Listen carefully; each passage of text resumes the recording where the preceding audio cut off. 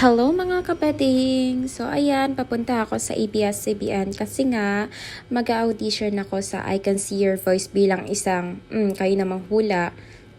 Dito pala, proceed na pala ako dito sa level 2 kasi napasa ko na yung level 1. O, kalma lang, marami pang level yan.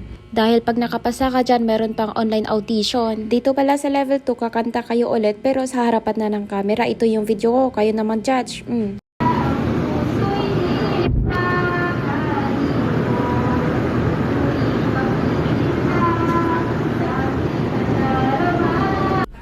At hindi ko nga akalain na naka-receive ako ng text galing sa I Can See Your Voice na pasado daw ako. Taray.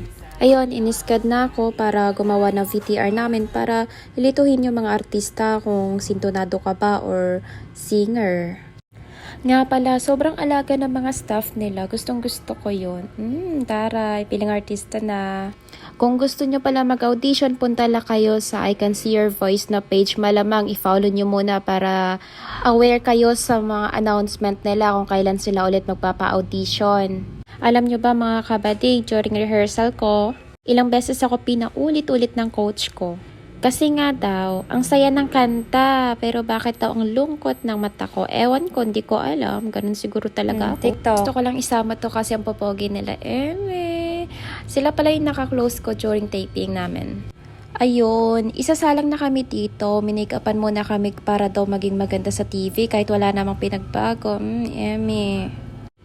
Ayan, ito yung mga kasabayan ko. Puro lalaki. Ayun, panoorin nyo to.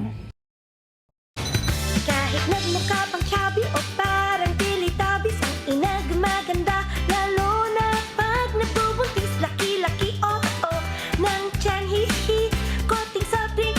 Ano naman ang tingin mo na medyo napangiti ka? Parang pinagtitripan lang ako nito. Baka si Kemwat May?